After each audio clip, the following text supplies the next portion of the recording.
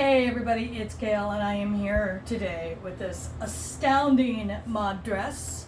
So mod dress, of course, 1960s pattern. And the original pattern called for ribbon yarn, and based on the photo it looked like it was probably nylon ribbon like you would get if you ordered from Ice Yarns. Lion Brand used to have ribbon yarns, not so much anymore.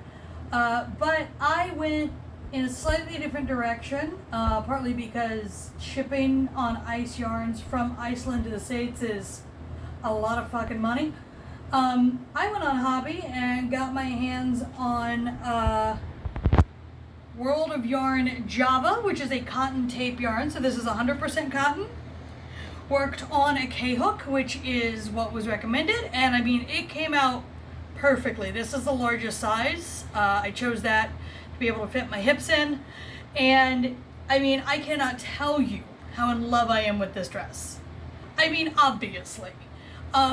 It's a good, simple design. It's a front, it's a back, you make the sleeves, and then you stitch everything together. I will say, while I really like this cotton yarn, I used about 7.5 skeins for this, and I think it came out beautifully, and it's got a little bit of that swish that we're looking for.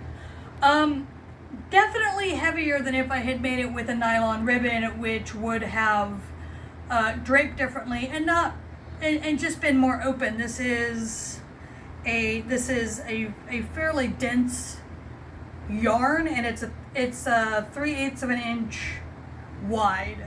So when it's dense like that, even with this open work pattern like you see here, it'll still heat you up. I actually wore this out to an event a couple of weeks ago, and I looked amazing. So sweaty, so sweaty. So just, be aware of that. The silk slip probably wasn't helping with the sweaty, but I mean, you're going to be warm in it. Might be a good winter thing. I do actually love it in this green because it's like a pre-made Christmas dress.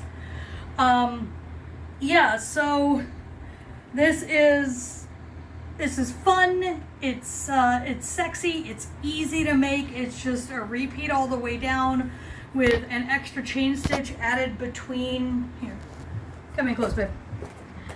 So as you go down, you add an extra chain stitch in between over time to widen the skirt, and so that's how you widen the skirt. And I made the mini skirt version as opposed to the full length version because I didn't like how the full length version looks on the bottom half of it. It just gets too wide for me. But I mean,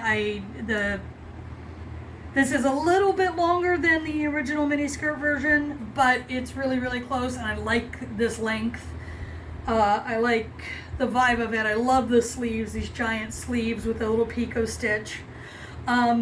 So yeah, this is a really fun one. As always, I will link the pattern below if I have it. If I can't find a link for you, you can always just get a hold of me and I can send it to you, no big deal. I would love to make this again in a nylon ribbon or like in an organdy ribbon.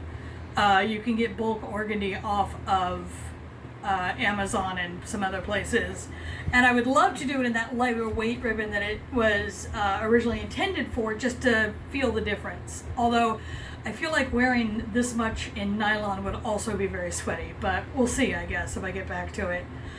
Yeah, I think that's it for this one. As always, if you enjoy what I do here, please like, subscribe, share, tell your friends. If you will check my website, iCrochetedTheThing.com, there is a vintage pattern errata page, and this is actually on it. There's one spot that made no damn sense about how to do what they wanted to do, and so I rewrote it. So that's available to you if you need it. And yeah, I think that's it. So I update about every 10 days, so I will see you in 10 days.